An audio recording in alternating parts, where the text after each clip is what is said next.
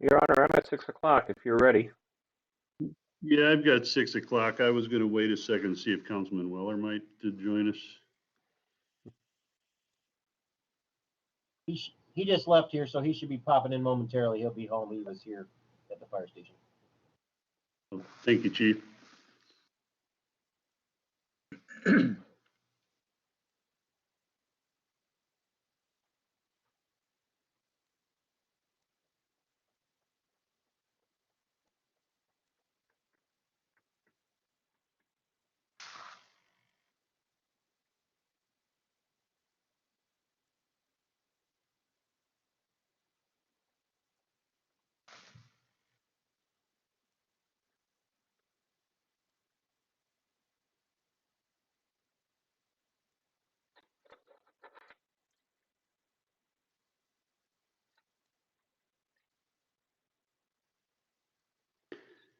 Andrew, can you hear me? I sure can. Your screen is frozen.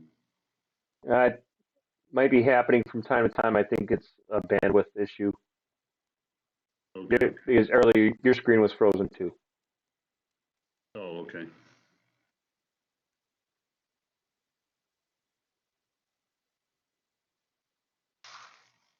And for anybody in the meeting who has issues with their bandwidth, if you stop sharing your video and just do audio, that'll clear up your end of your bandwidth too, because the video takes up more bandwidth than the audio does. So if you start to get stuttering or anything like that, that's the advice, is just stop sharing your video.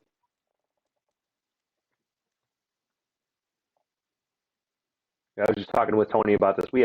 It's not too bad. We have 3 people in this building using the same bandwidth to do video and audio, and it's not too shabby. I think with the City Hall upgrade, we may be expanding our bandwidth for City Hall.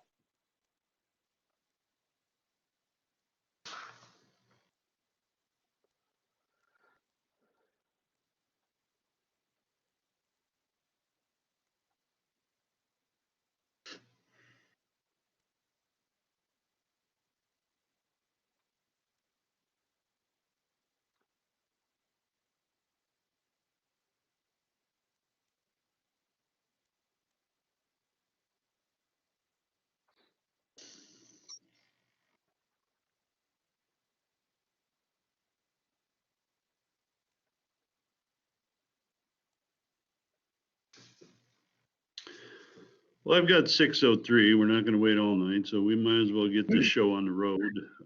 Danny can join us when he gets here. Let's call the meeting to order. Roll call, please, Tony. Bowman. Here. Varner. Here. Schnorr. Here. Here. Weller. Brightman. Here. All right, thank you. Please take a moment for silent prayer.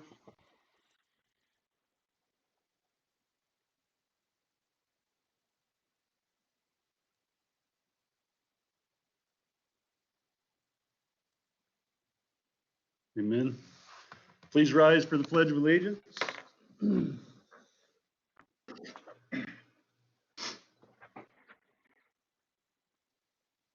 I pledge allegiance to the flag of the United States of America and to the republic for which it stands, one nation, under God, indivisible, with liberty and justice for all.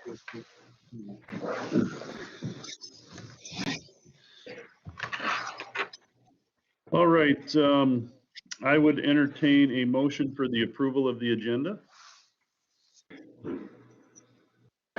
Bowman so moved. Varner second. Okay, thank you. Roll call, please, Tony. Brightman, Yes. Schnorr, Yes. Bowman, Yes. Varner, Yes. All right, first on the agenda, we have a public hearing we're going to establish a maximum tax levy for the fiscal year ending 2022. This is for a public hearing for the public who may have concerns, comments on the proposed budget and tax levy. We will open the public hearing at 6:05.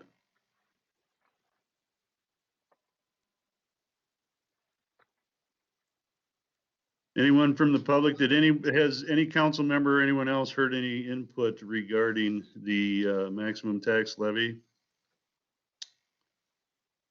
Is there anyone on the meeting now who would wish to speak to it or bring up any concerns? Is this lower than what we originally thought? We're Councilman Weller, establishing the maximum, Councilman. We established the maximum and we can go lower than that. So this is what we had come up with. Correct me if I'm wrong, Andrew. This is the 1235 per thousand valuation is the max that we are setting. that is correct, Your Honor. It shows a 2.11% increase in the revenues coming in from last year. That's why we have, we have to have the max levy meeting anyway, but this 2.11% would require us to have a supermajority of the council approve it. That's how the legislation was crafted. So that's the maximum we could go. This 2.11% would establish a levy at $12.35,975. So that's the maximum we could go, but you can go lower. Which is lower. That is lowering the tax levy from, what was it last year, Andrew? Was it 12.55 and some change. Right. Yes, So so that's lowering the tax levy 20 cents per thousand on the maximum end. Yep. Okay. I do not see any hands or anything. Anybody wishing to speak? So that being said, we will close the public hearing at 6:07.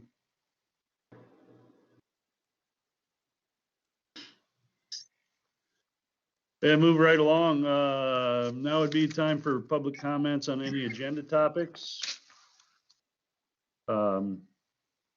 Have a pretty light agenda, it looks like, so.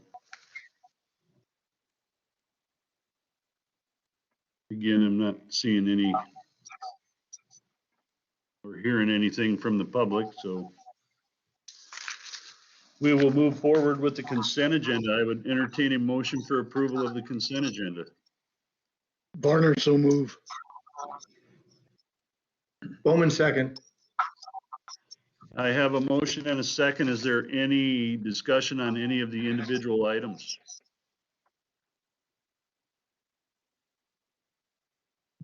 Hearing none, roll call please, Tony. Weller, Yes.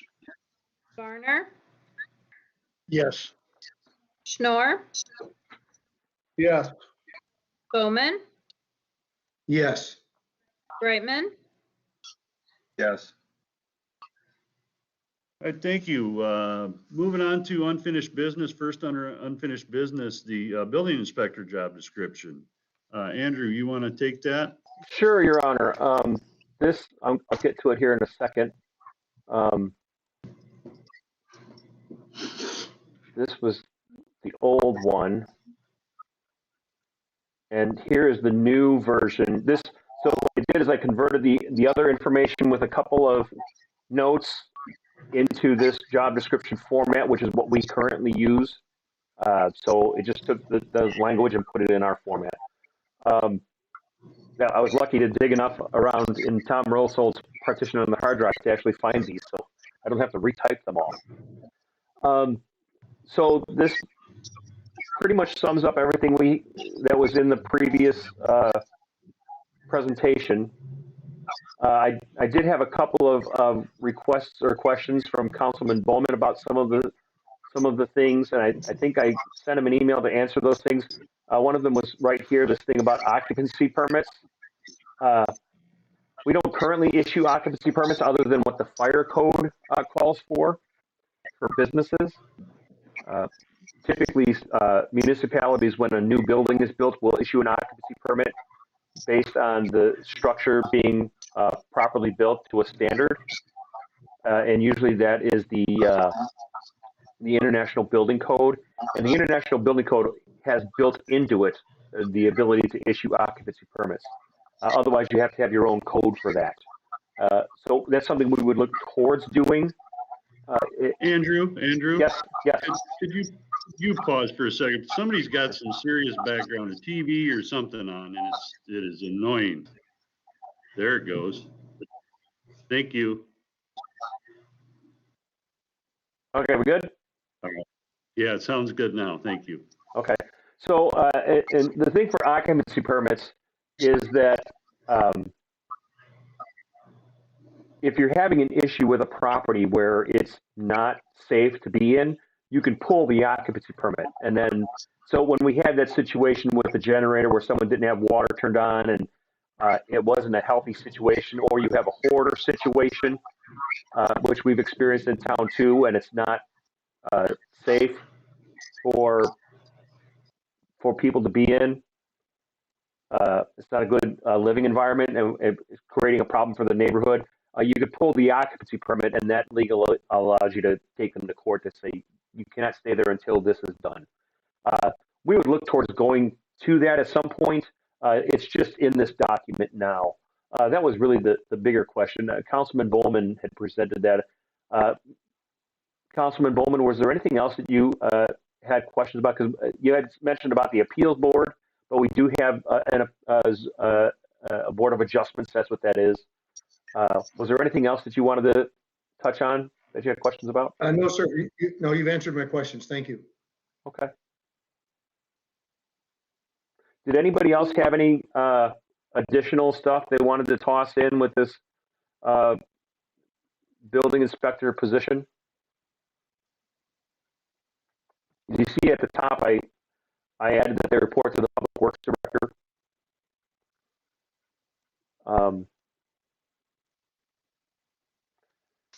And we have all these other additional things that we're going to ask them to be ready to do. I don't know that it's going to be that necessary. The feedback I received from other people is that it may be very difficult to get someone with a CDL to apply. It may be something that we have them work towards. However, it may exclude some people from applying for the job. So I'll just give you that feedback and do with it as you wish. But this is quite lengthy in description. I think if we're fortunate enough to find someone that can fill this role, it would bring a lot of value to our process and to the city. And again, the other portion of this is rental inspections, which is something we don't do. And it's something that I think everybody understands that is necessary at some point because we just continue to grow. That's all I have. Any questions for Andrew? I see who we got. We got Chiefs have their hand up. So The Chiefs have their hand up. Yes.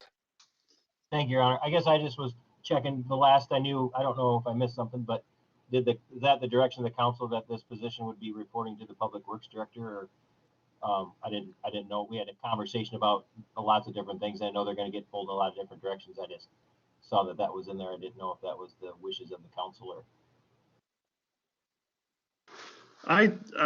That's the impression I got from the last conversation we had about this, because the thought was that if there wasn't enough work, that would be the place where they would want that person to fit in next. And you guys can correct me if I'm wrong. I don't want to. Danny, I see you have a question, Councilman Weller.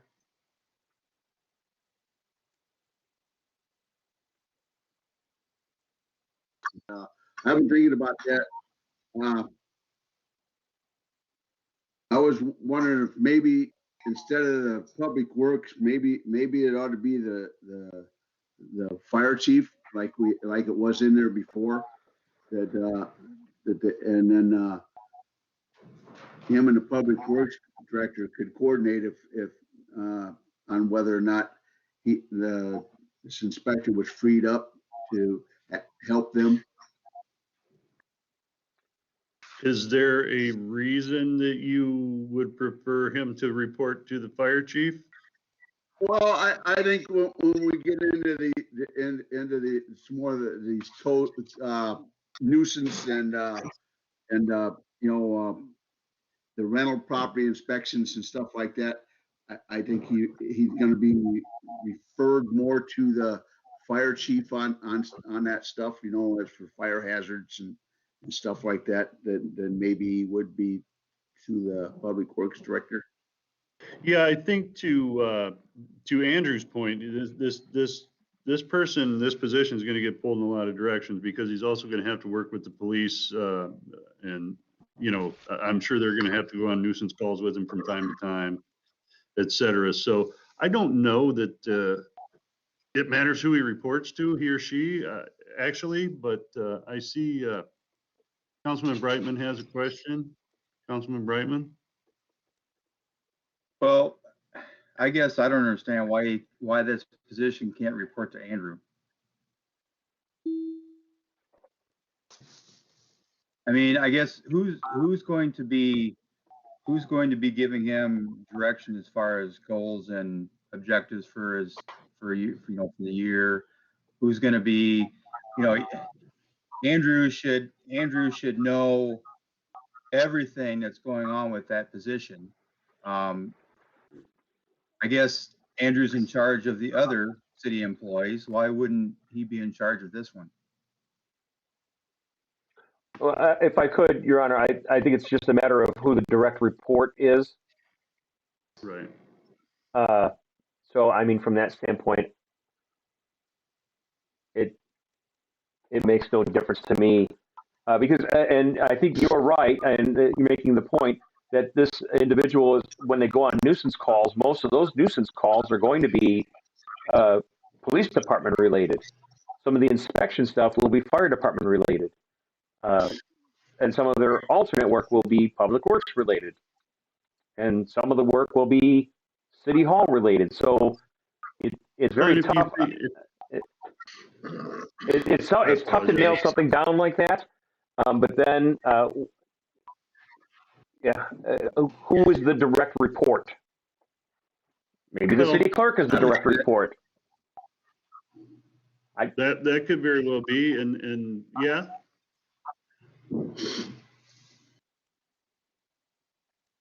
I would say Andrew needs to be the direct report. Yeah, I was going to say, Councilman, that maybe, that he's going to be pulled in all these different directions, and maybe Andrew should be the direct supervisor. Councilman Weller, you had your hand up. Yeah, I thought Andrew had in the past kind of answered Councilman Brightman's thing, because Andrew is the one that the appeals are going to come to. So then, a little bit of a conflict there. Right. So it might be best that this person directly report to one of the other three. And Andrew's going to be overseeing a lot of what's going on anyway. But Councilman, but you have four. You have four department heads, though. You have police, fire, public works, and the city clerk.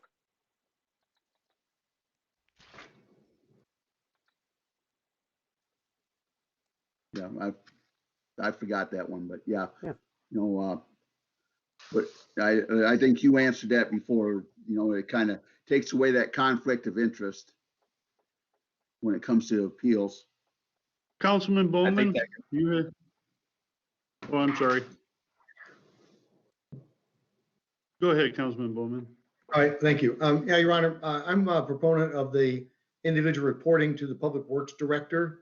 In my mind, I'm not seeing it yet in a city our size, and it could be I'm wrong, but I don't see this individual being employed full-time with building inspector duties, especially in the winter. And we've already talked about that position being someone who can help out with Public Works.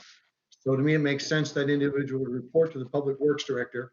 The other thing that might give us is a little bit of depth in the Public Works Department, where an individual in Public Works could do some training on the side and perhaps aspire to that position later on. So when someone retires and moves on, we have somebody who wants to step up and take a pay raise and become the building inspector for the city.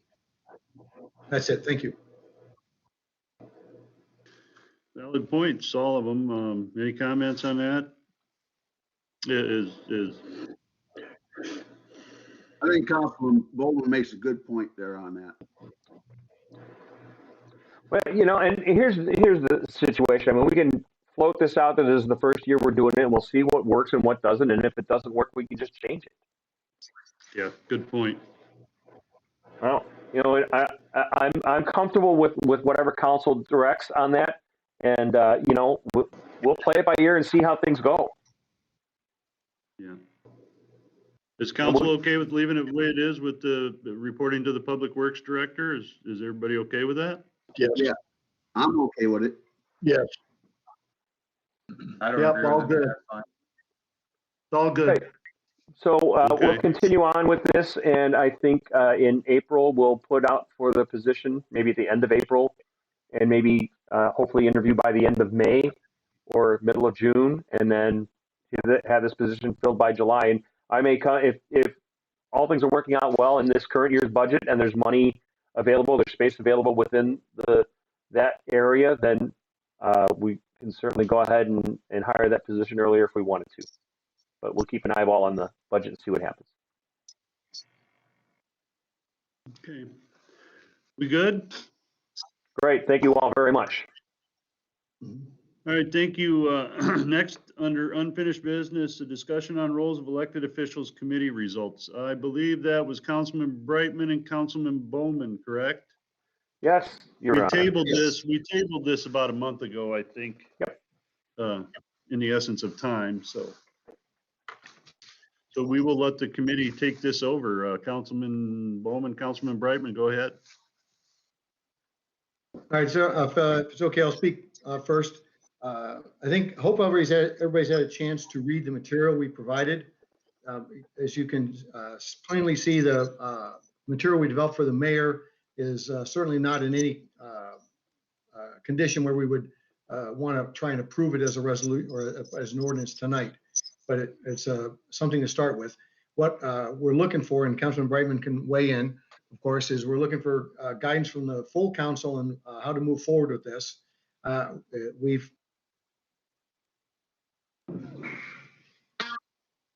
didn't mute. Okay, somebody muted me. I did that. My apologies. Oh, I keep doing it. Sorry, I won't touch it anymore. Okay, good enough.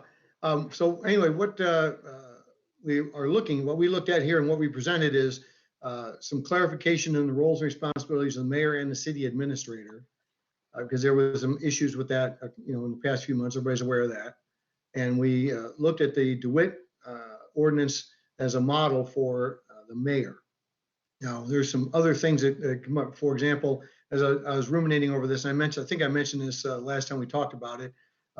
It came to me because there's other municipalities who do this. The mayor should be the one, or might be the one, to appoint the public safety officers. That is the fire chief and the police chief, with, of course, council approval. As you know, we're not trying to take the council out of that. So that's something we might think about changing in the material we presented. But the idea is to clarify the position of the mayor and the city administrator, as and clear it up, because there's some, after many changes, there's some conflicts written in the code, in our code of ordinances, which need to be cleared up because of changes we made. We're relying on at the end of any change we make in the ordinance to say, the repeal clause. So we're to try and clarify some of that, we made these changes. What I'm looking for here, what I'm asking for, and again, I'll shut up in just a second, let Councilman Brightman weigh in. Looking for some guidance from full council on how to proceed. Do we want to go ahead and develop this as an ordinance change, which I think I'd like to do, and present it to council as an ordinance change? We can certainly do that, but I'm looking for feedback and guidance from the rest of the council. And with this, I'll close my mouth and let Councilman Brightman weigh in.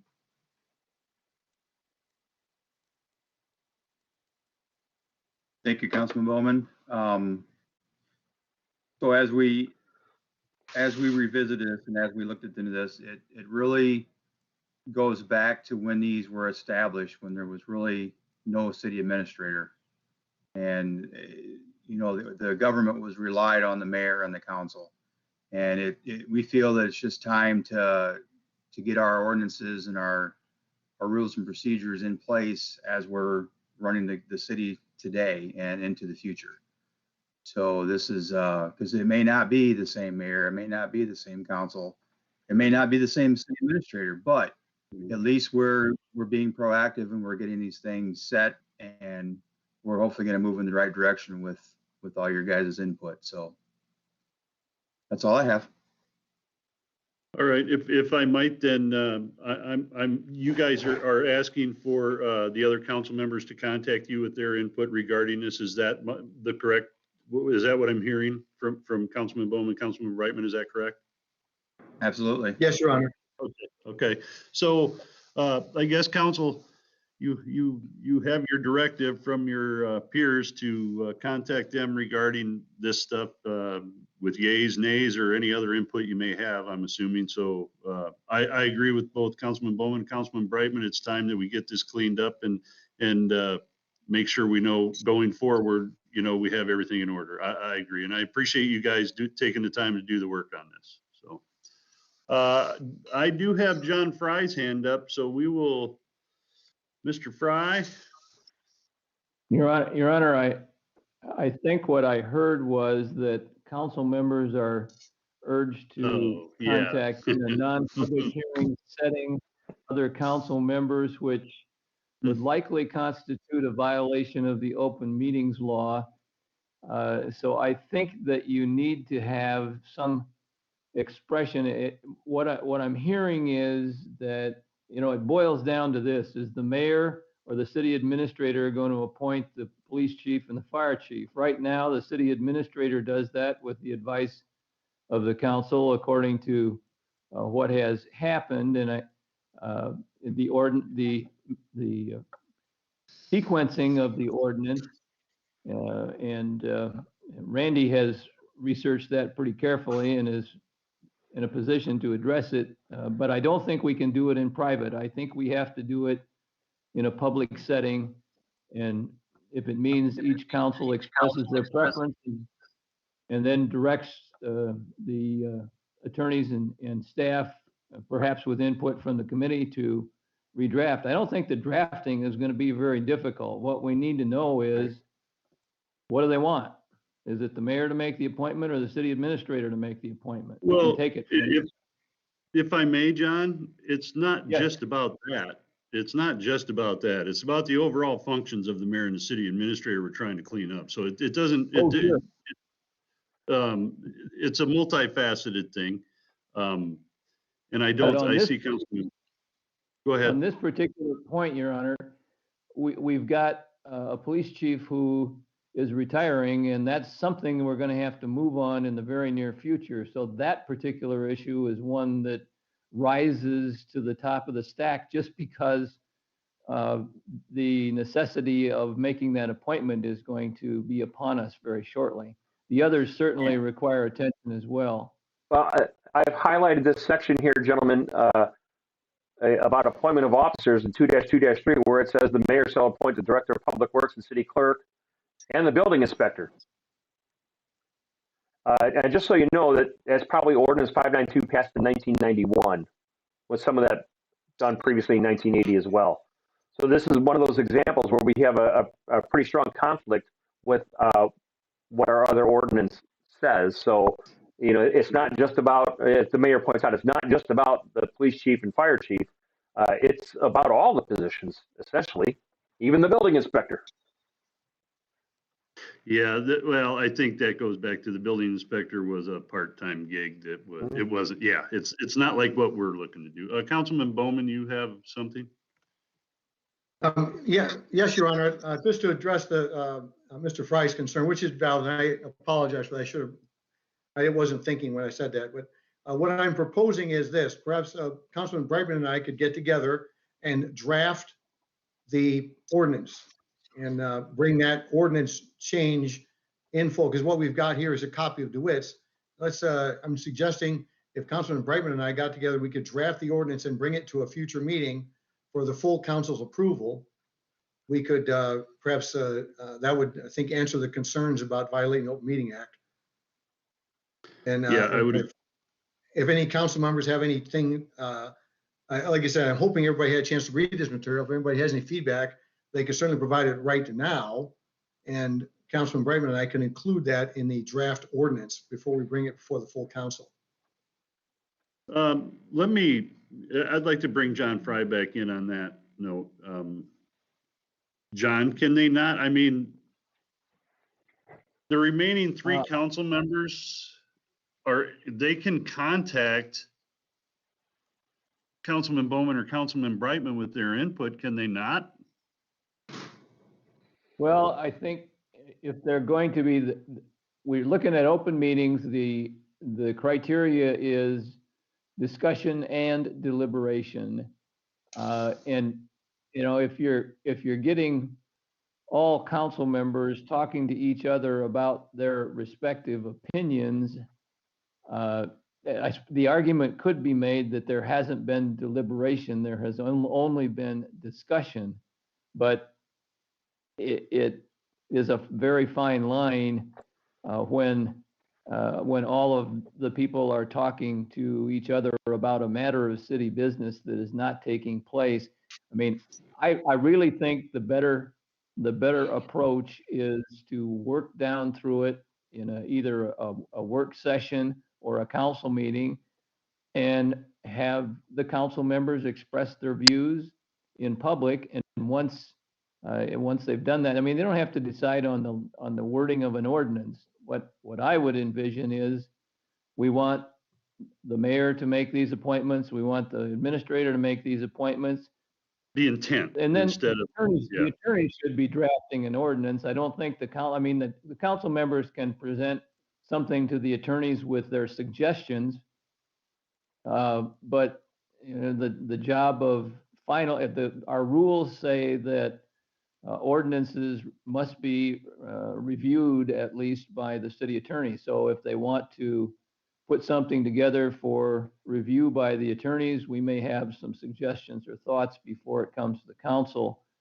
And then of course you'd have that expression of opinion if these two council members want to put together something, and the council, what we're looking for from the council as attorneys are some direction in terms of what do you want us to do with regard to these conflicts, and then we can put something together in final form as a team with the administrator, with the two council members on the committee, that the council can either vote up or down. Okay, Councilman Weller, you have your hand up. Yeah, can you? Yeah, what that paragraph that Andrew pointed out, I'm thinking John might have it right there, is that maybe we should have a work session and go through those individual positions and decide whose they are, if they're the mayors or the city administrators. Yeah, I think that's where we're headed. Yeah, I think that's where I was going to say that too, Councilman, that it looks like we're going to have a work session just to we don't want to violate open meetings laws, so it's better to just have the work session in public and not have to worry about that. If everyone else is on board with that. Councilman Brightman, you have your hand up. I just want to say that we don't have to overthink this, guys. I mean, we are paying a position such as the city administrator to be in charge of these positions. And I think ultimately it should come down to that position making these choices with obviously, our input, the mayor, the city council, such and such. I don't think we need to overthink this too awful hard. Like I said, these were all made up back in the day when we didn't have this position. And the city relied on the mayor and the council to make these decisions. And now we don't have to do that. I mean, that's my input. Yeah. I guess that would all be part of the discussion when we have the work session.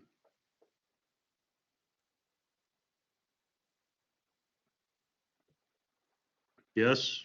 I'm not hearing anything else. Yeah, Your Honor, this is Councilman Bowman. I agree with the work session and I guess all we gotta do is fix a date for that and we can let the city administrator and yourself figure out a date that's good. We can do a work session.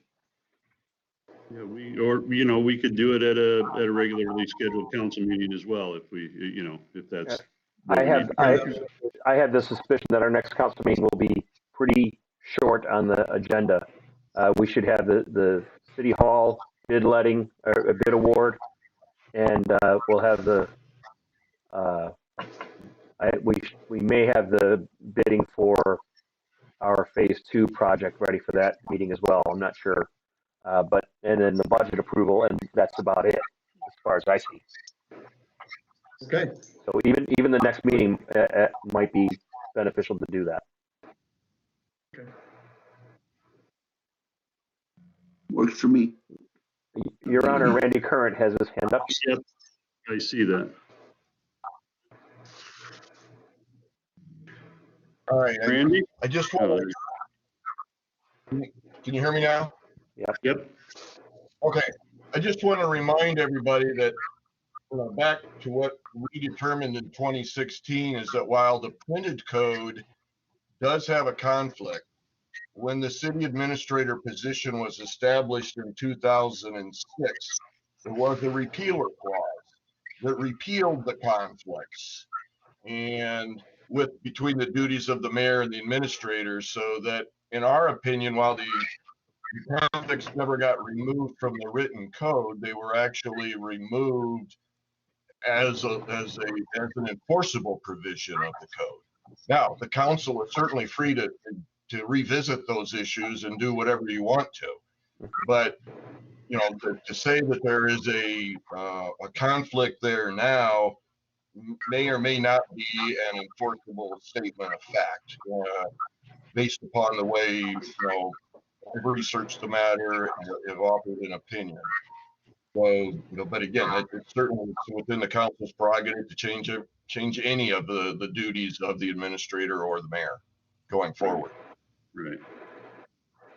Agreed. Thank you, Randy.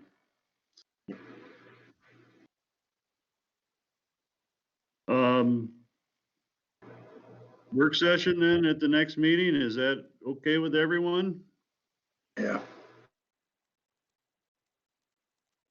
I have that note down, Your Honor. Yes, Your We'll get her done. Get her Randy last night. That's an inside joke. All right, so moving along under unfinished business, we have one more item, budget discussion for the fiscal year ending 2022. We kind of wanted to have a final discussion here before we move along to establishing our maximum tax levy. So go ahead, Andrew. Well, we've established the levy. Here's what we're at for everyone.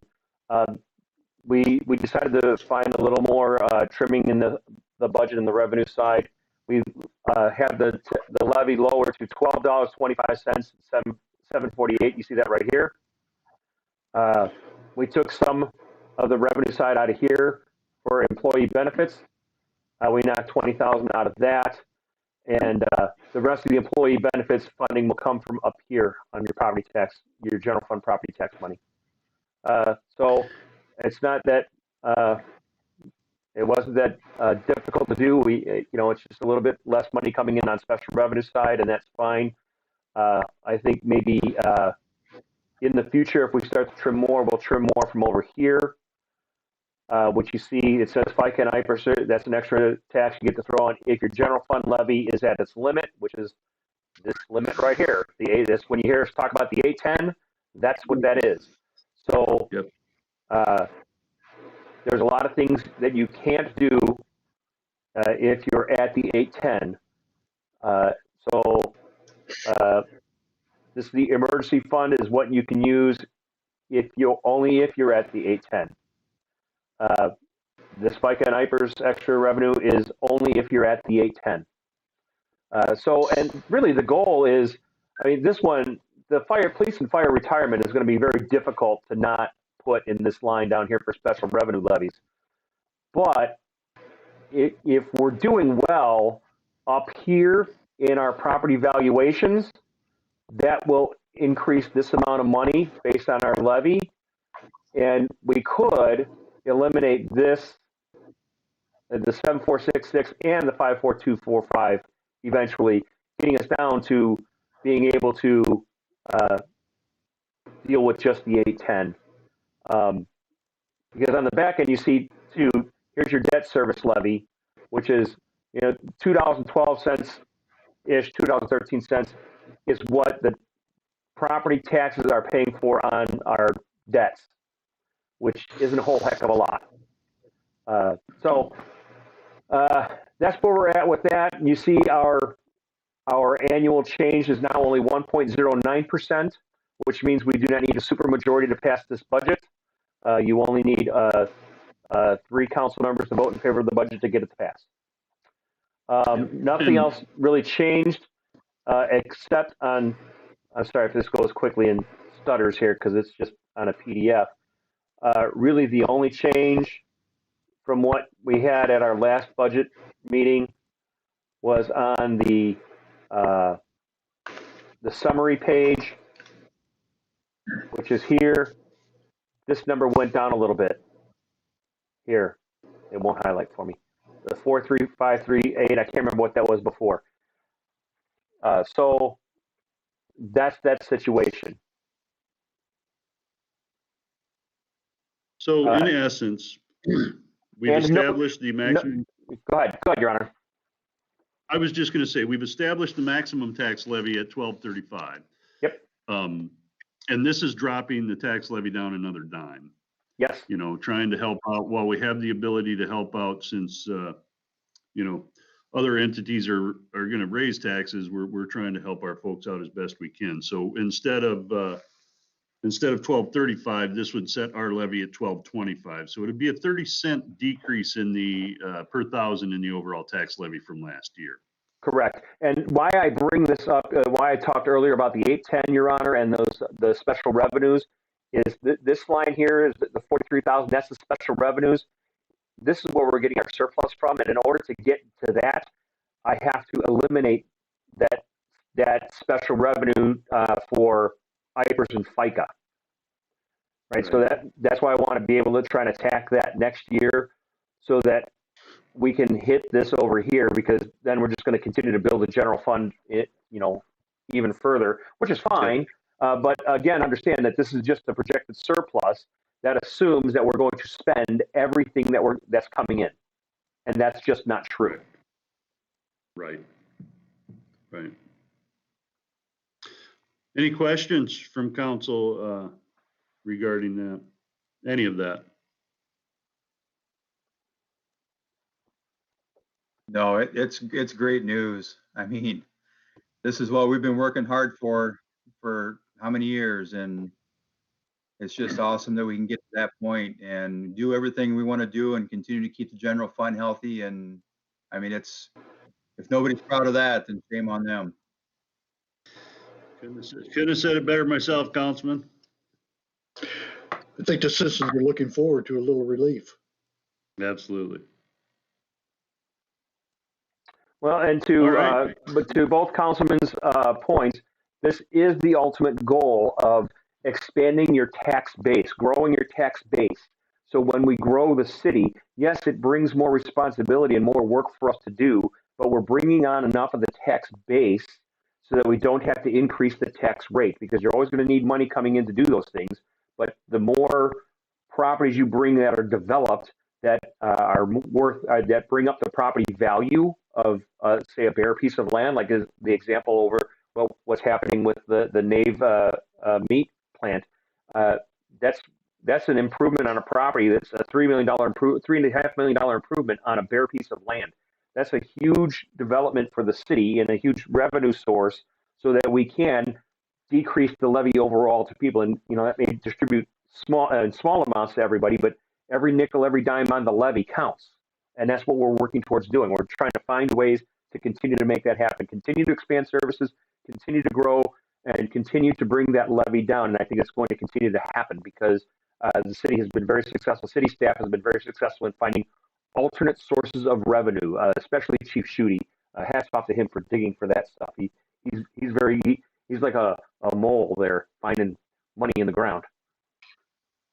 Right. And I would also like to add that it's also a product of the long and slow growth that we've been experiencing, Yes. and it's good. It's been all good, and we're starting to see the fruits of our labor now, and it's really nice to be in a position that we haven't been in quite some time.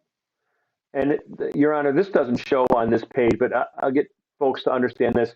When we talk about our long-term debt, the debts that we have, the first one right here, this is a payment that's made from the sewer fund. That's not on the property tax levy. The Washington Boulevard, so that's why it's listed in this column for paid from funds other than the current debt service taxes. So that sewer debt comes from the sewer fund, which is why we have that debt service fee on the bill. The next line down is the Washington Boulevard one. That is on the tax levy. So when we talk about a capital improvement plan, when this debt is paid for, I think in 2029, 2030, this $367,000 bill every year, this payment comes off the tax levy. So our tax levy is going to drop tremendously. That's why you have a capital improvement plan ready to replace that debt coming off in that time frame, right. Much like what the community college is doing right now for the vote today. Yes. Yeah, so you have debts fall off, and you can keep your levy the same, correct, and still add other projects through and get projects done. Correct. And so here, the Anamosa Road one, that's coming out of road use. Here's the city hall or the community center project that's coming out of the property taxes, and then the city hall expansion here. This is coming out of it's going to come out of water, sewer, and garbage. So that comes from something other than taxes. So folks understand your property taxes aren't going up to pay for the city hall expansion. It's coming from the utilities that are the biggest user of the city hall space and facilities. And the bonus side of that is we have excess funding in our debt service fee. So our first year, the debt service fund already has enough money to cover that first payment. So we don't even have to worry with the water, sewer, and garbage fund to take care of that. So there's my little educational section on how the debt services work for the city of Camanche. When you look at the full budget form, they have like 11 pages worth of debt service stuff. So some cities have a lot of debt. We don't. This is what counts against our levy right here. We're at about, I think, 12.5%, 13% that counts against our tax levy as far as our debt goes. So we're sitting in a really, really, really good position. Every time I tell other folks about that, they all go, "Really?" And I say, "Yeah, we're sitting good." So we have the ability to react if we need to. I think that a lot of that too, a lot of the credit for that goes to those folks who came before us who had the foresight to put money away and to set up, the purchase of squad cars, et cetera. Yeah. So we didn't have to bond for all of that stuff. So we owe debt of gratitude to those who came before us for taking care of some of that stuff as well. Yeah, well, and they did a lot of that too, Your Honor, when interest rates were really good and really high, and it didn't make sense to do that. And you know, it's tough to roll those dice to see what's going to happen, isn't it? Yeah. It's always a gamble. But you know, in our situation right now, with what we know about the interest rates and where they're at today, it would behoove us to do something to pull up, and that's what we'll talk about that as we come forward a little bit more towards the beginning of the fiscal year. There is, when you go back to that Bud Sum page, there is just built into here alone in the surplus is more than enough money to make a payment on a large project if we wanted to do that. And again, with the with the understanding that we're not going to spend every dollar in general fund spending anyway, so that number is going to be much higher than that. So we may approach that to say interest rates are really good. This makes a lot of sense to go ahead and do these projects now. Sure. You can take on the debt and make the payment without doing the levy, and understand too that next year the property values are probably going to go up again because the assessor's office is still reassessing much of the town even today. So we very well may see a similar increase next year in the property valuations, which means more property tax revenue coming in. We'll be able to we may be able to make the adjustment, take on the additional projects with debt, and still lower the levy. So Correct. All this work is really paying off in a great way for the city. And I'm done with my nerd talk. I apologize for. Any questions for Andrew over that stuff? Doesn't look like we have any questions. All right, so moving along, that's the end of unfinished business. First up under new business, adopt a resolution establishing the fiscal year ending 2022 maximum tax levy for the city of Camanche, Iowa. So I will read this quickly. This is a resolution establishing the fiscal year ending 2022 maximum tax levy for the city of Camanche, Iowa. Whereas the City Council of the City of Camanche, Iowa has considered the proposed fiscal year ending 2022 city maximum property tax dollars for the affected levy total. And whereas a notice concerning the proposed city maximum property tax dollars was published as required and posted on city website and/or social media accounts, if applicable. Whereas a public meeting or a public hearing concerning the proposed city maximum property tax dollars was held on March 2nd, 2021. Now therefore be it resolved by the City Council of the City of Camanche, Iowa, that the maximum property tax dollars for the affected tax levies for fiscal year ending 2022 shall not exceed the following total. Total maximum levy for affected property tax levies, $12.35975. Maximum property tax dollars requested in the total maximum levy for affected property tax levies for fiscal year ending 2022 represents greater than 102% of the maximum property tax dollars requested for the current fiscal year ending 2021. So that is the 1235 is the maximum, but as we discussed, we're going to take it down to 1225. It looks like we can do that. We just have to establish the maximum. We can always lower it. So with that being said, I would entertain a motion to adopt said resolution. So move, Reitman. Bowman second. I have a motion and a second. Is there any further discussion?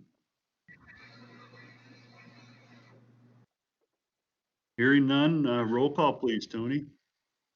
Bowman, Yes. Brightman, Yes. Warner, Yes. Weller,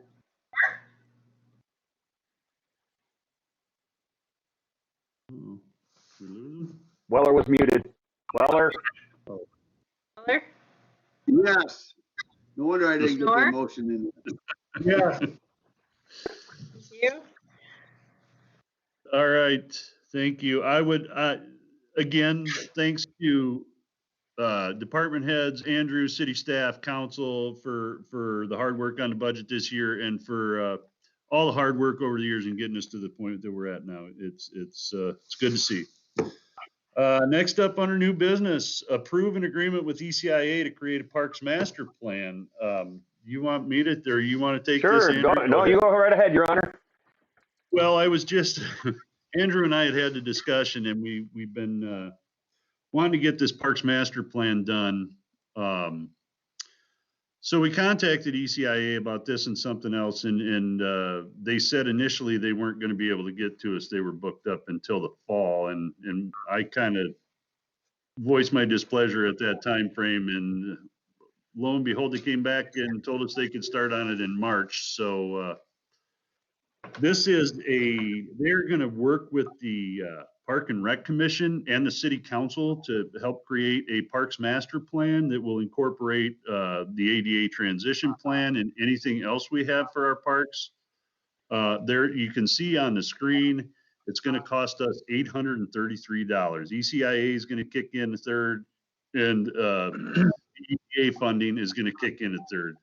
So for us, it was kind of a no-brainer. I think Andrew put in his notes, he could easily have approved this at $833, but we wanted to get council on board and get their input and approval, as they're probably going to be working, to help get this finalized as well. So for us, I think the recommendation is a no-brainer. We're going to recommend that we go with ECIA and have them help us get this done, given the cost. And Andrew, I will defer to you if you have anything further, if I missed anything. No, sir. I'm with you. Okay. I think it's time to get this moving forward. I mean, we have capital improvement plan talking about $1.5 million worth of park spending on projects, and we want to get these things moving along, and this is the way to do it. Right. I think the chair of the committee, Josh Johnson, is in. Josh, I'm going to unmute you here if you want to chime in on the presentation there, or anything you want to add to that. Am I working unmuted? You're unmuted, but you got to get a little closer to your mic. Okay, sorry about that. No, yeah, I am, and as the committee, we've met and discussed, we are certainly on board with this being taken care of as basically our group of people just to come in once a month and come in for a couple hours there's no way of actually getting it done. We have the basis of what we want, but to be able to get this help from people that have the understanding and the expertise to be able to do it and do it in a timely manner, we're certainly fully on board with. So, and then the price is way cheaper than we ever thought it'd be to hire somebody to do. So, right. And to that point, Josh, or to one of your points, ECIA is going to be picking your guys' brain, and the basis that you have already formed for what you would like to see, I think, is going to be huge input into what they do. So, yes, we will certainly, Josh, we will certainly be putting the ECIA folks in touch with you specifically to set up the meetings with your board and to get those things hammered out. It says right here that you get a couple of 1-hour sessions with them to lay stuff out and get that thing rolling. And it's pretty explanatory what's in here, but I'm excited for this whole thing. I've been waiting since I got here to get this done. Yeah, ECIA has excellent resources and the skills and abilities to get this done too. This is what they do. The Council of Governments, this is some of the stuff that they do on a regular basis. So they will definitely treat it right. Yes, and to that point, Mayor, is that was our thought too, was that they know, because for us to spend all the time and come up with a master plan or do without knowing the legalities of what we can and can't do, as far as like trying to find all the easements or what utility is running under the ground of the things that we want to do, they can do all of that for us and know what we can and can't do. So that will help us, instead of just spending time, not saying wastefully, but in a wrong direction for too long and then try to move on with the project and then we can't do it. So this should get us moving in the right direction from the start. So nope, Agreed. We're fully on board and ready to go. Good, excellent. Council have any questions regarding that or concerns? Councilman Bowman, I see you have your hand up. Yes, Your Honor, just, Mr. Johnson, isn't the master plan originally a function of the Parks and Rec Board? I mean, I don't remember us talking about hiring ECIA previously to get this done. I thought this was a function of the Parks and Rec Board to prepare this master. Yeah, if I may, we have never had a Parks Master Plan, for one. So it's something new to both the city and the Park and Rec Board. And to Mr. Johnson's point, it's tough to get the people to even for a 2-hour meeting together once a month, let alone being able to put together a plan of this magnitude. So I have no problem putting it in the hands of the experts, especially given the cost. Now, they will have to, the Park and Rec Board will have to maintain the master plan and add to it and continue it in perpetuity, as it were, once it is completed, though. Okay, thank you.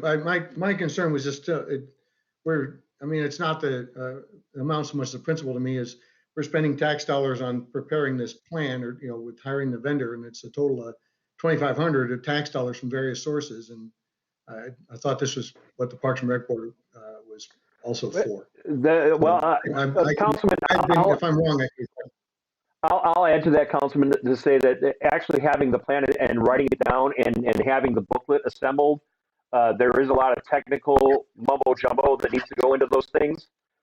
Kind of like what we had with the ADA transition plan, except the Parks Master Plan is a little more complex than that as well. So it's not something that you would typically have a volunteer staff assemble. It's something that becomes an official document that it gets adopted by the council. And when I developed the ADA transition plan, Park and Rec came to me with a couple sheets of paper, and it became a 25-page document because I borrowed it from another city and inserted our stuff into it and made that document adapt to ours. So that's what ECIA is going to do here with that, except it's on a bigger scale. The ADA transition plan was pretty easy to do. Parks Master Plan is something different. Okay, thank you. You answered my questions. Thank you. Thank you. Councilman Brightman, you have your hand up? Yeah, I mean, just for the money, I mean, it's going to get done sooner.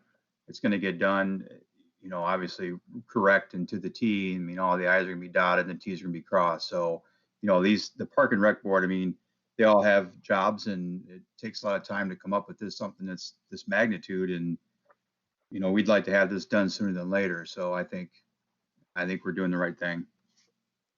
Yeah, and to that point, I think for $833, which is our share, we can't go wrong.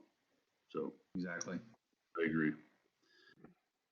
Any further discussion? No. So do we need a motion to approve the agreement then, I'm assuming? Yes, sir. I would entertain that motion. Snore, slow move. I got a snore. I got a snore. I heard a Varner as a second there. Okay, sounds good to me. Motion and a second. Roll call, please, Tony. Varner, Yes. Knorr, Yes. Brightman, Yes. Bowman, Yes. Weller, Yes. I guess I've said too much. I keep getting muted. I think you do it yourself. Councilman Weller, no, I've been muting you because you're the one with a lot of background noise. See how you are. Yeah. Yeah. A dog scratching at the door. That's the end of the business portion. So communications from city attorney, John, Randy, I saw Braden was on here too. Do you guys have anything further? This is Randy. I have nothing, Your Honor. John, I have nothing, Your Honor. All right. Braden also has nothing. All right. Thank you. Communication from the city administrator, Andrew. Your Honor, the only information that I have is that I will be attending the Iowa Municipal Managers Institute in 2 weeks. So at the 16th meeting, I will probably be doing this remotely from Iowa City, and hopefully the Graduate Hotel has very good Wi-Fi. If not, it should be a pretty light meeting anyway, so we should be okay. So I will be out of the office between the 16th and the 19th. Other than that, I have nothing. All right, thank you. Communication from the mayor. I don't have much, just the boards and commissions throughout the county that I'm a member of. Everybody's finalizing budgets and figuring out where we're going to end up here for the next fiscal year. So nothing major to report though. So I'll move on to communications from council members. We will start. Let's go. How about we start with Councilman Brightman? I have nothing, Your Honor. Thank you. Councilman Weller. I have nothing, Your Honor. Well, thank you. Councilman Schnorr. I have nothing, Your Honor. Okay, thank you. Councilman Varner. I have nothing, Your Honor. Really? Well, thank you. Councilman Bowman. Oh, I got something. I know, what a surprise. Your Honor, I was approached by a citizen who lives at the west end of town. He was concerned about noise and near his home with loud vehicles and whatnot, and people accelerating their motorcycles and their very loud trucks. And he brought me a copy of Davenport's recent ordinance change. Just the short version of this is I looked at our ordinances. We don't need to make any changes to our ordinances. We have adequate ordinance to cover what the citizens' concerns were. He thought we should be making an ordinance change similar to Davenport. Kind of surprised me because Davenport's ordinance actually models the state code. So I don't see any reason, I don't know why they bothered, because state code covers what's going on. But just to discuss at council, we did have a complaint from a citizen, and the same person also spoke with the city administrator on the topic. But the bottom line is there's nothing for us to change. And the city administrator has already spoken to Chief Reed. So really it's an enforcement issue, not an ordinance issue. That's all I've got. Councilman, Your Honor, if I could, I would ask John Fry. I would suspect that Davenport did that so they would have a local ordinance to cite someone on rather than citing them on state code. That's why you would have that in your ordinance. So you're not doing a state code violation, you're doing a local ordinance violation, and that money stays local. Would that be a correct assumption, Mr. Fry? You are very insightful, Mr. City Administrator, and that would be precisely why the ordinance would be adopted by a municipality, so the municipality gets the fine money instead of the state. Perfect. All right. Communication from department heads. We got Tony. Do you have anything? I have nothing, Your Honor. Thank you. Chief Reed. Nothing from public safety, Your Honor.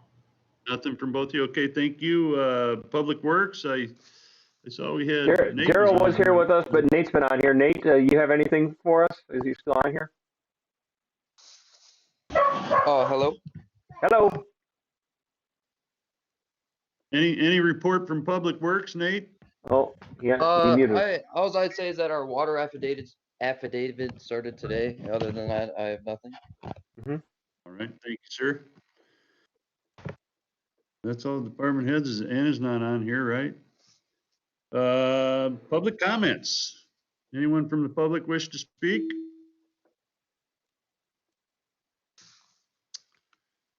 I am not seeing anyone.